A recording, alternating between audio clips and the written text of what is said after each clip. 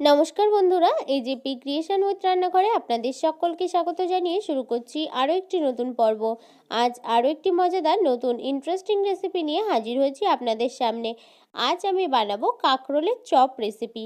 চলুন তাহলে আর বেশি দেরি না করে রেসিপিটি শুরু করা যাক। আর রেসিপিটি শুরু করার আগে প্রত্যেকবারের মতো আপনাদের কাছে একটাই অনুরোধ, ভিডিওটা একটু স্কিপ না করে প্রথম থেকে শেষ পর্যন্ত দেখতে থাকুন এবং রেসিপিটি ভালো লাগলে অবশ্যই একটা লাইক করে চ্যানেলটিকে সাবস্ক্রাইব করে রাখার অনুরোধ রইল। কাঁকরোলের চপ রেসিপিটি বানানোর জন্য আমি এখানে কয়েকটা কাঁকরোল নিয়ে নিয়েছি।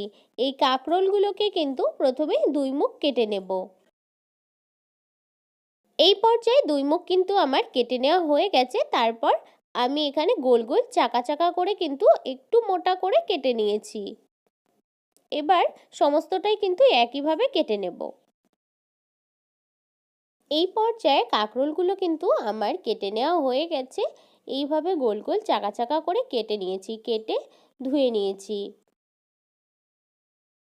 চপ বানানোর জন্য ব্যাটার বানিয়ে নেব। এখানে নিয়ে নিয়েছি কিছু পরিমাণ বেসন, আর এখানে আরেকটু ক্রিস্পি বানানোর জন্য চপটাকে, তার জন্য দিয়ে দিচ্ছি কিছু পরিমাণ চালের গুঁড়ো, দিয়ে দিচ্ছি কিছুটা কালো জিরে, দিয়ে দিচ্ছি স্বাদ মতো নুন, দিয়ে দিচ্ছি লঙ্কা গুঁড়ো, আর দিয়ে দিচ্ছি পরিমাণ মতো হলুদ গুঁড়ো। এবারে সমস্ত শুকনো উপকরণগুলোকে ভালোভাবে একটা চামচের সাহায্যে মিশিয়ে নেব। এই পর্যায়ে সমস্ত উপকরণগুলো কিন্তু আমার মিশিয়ে নেওয়া হয়ে গেছে। এবার অল্প অল্প জল দিয়ে একটা ব্যাটার বানিয়ে নেব। খুব ঘনও ব্যাটারটা বানানো যাবে না, আবার খুব পাতলাও বানানো যাবে না, যাতে কাঁকরোলের গায়ে লেগে থাকে এমন একটা ব্যাটার বানিয়ে নিতে হবে। আর এই পর্যায়ে দিয়ে দিচ্ছি একটু খাবার সোডা। খাবার সোডাটা দিয়েও কিন্তু ভালো করে মিশিয়ে নিয়েছি। মিশিয়ে আরেকটু জল দিয়ে একটা কিন্তু ব্যাটার বানিয়ে নিয়েছি। ব্যাটারটা কিন্তু একটু ঘন করেই বানাতে হবে, খুব বেশি পাতলা করা যাবে না। আর এই পর্যায়ে কাঁকরোলের চপগুলো ভেজে নেওয়ার জন্য কড়াইতে তেল গরম হতে বসিয়ে দিয়েছি। এবার ব্যাটারের মধ্যে এক একটা কাঁকরোল নিয়ে তারপর কিন্তু বেসনে ডুবিয়ে নেব। ডুবিয়ে তারপর ব্যাটারে ডুবিয়ে তারপর কিন্তু তেলে দিয়ে দেব।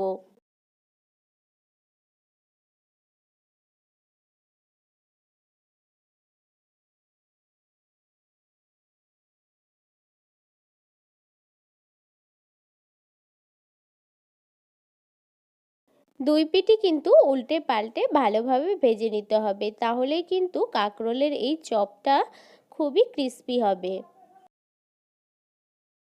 আর অবশ্যই খেয়াল রাখতে হবে লো আঁচে বা মিডিয়াম আঁচে কিন্তু এই চপটা ভেজে নিতে হবে, তাহলে কিন্তু ভেতরের যে কাঁকরোলটা রয়েছে সেটা কিন্তু ভালোভাবে সিদ্ধ হয়ে যাবে।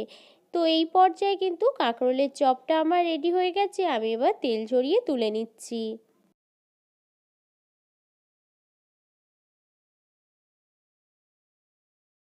সমস্ত কাঁকরোলের চপগুলো কিন্তু ওই একইভাবে ভেজে নেব।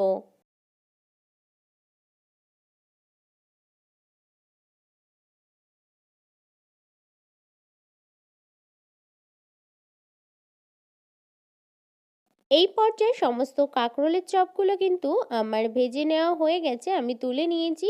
এই কাঁকরোলের চপগুলো কিন্তু খুবই ভালো লাগে খেতে, তাই অবশ্যই বাড়িতে একটিবার হলেও বানিয়ে খাবেন। আশা করি আপনাদের সকলের খুব ভালো লাগবে।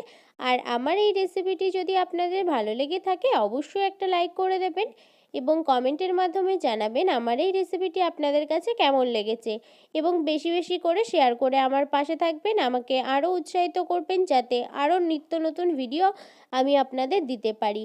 আর আপনি যদি আমার চ্যানেলে নতুন বন্ধু হয়ে থাকেন এবং আরও নিত্য নতুন ইন্টারেস্টিং মজাদার রেসিপির আপডেট পেতে চান, তাহলে প্লিজ আমার চ্যানেলটিকে সাবস্ক্রাইব করে পাশে থাকা বেল আইকনটি প্রেস করে অল নোটিফিকেশন অন করে রাখবেন, যাতে সমস্ত ভিডিওর আপডেট আপনি ঠিক সময় পেয়ে যান। আজ এই রেসিপিটি এই পর্যন্তই। আরও একটি মজাদার নতুন কোনো ইন্টারেস্টিং রেসিপি নিয়ে আপনাদের সাথে দেখা হবে আরও একটি নতুন পর্বে। সবার সুস্থ থাকবেন, ভালো থাকবেন এবং সাবধানে থাকবেন।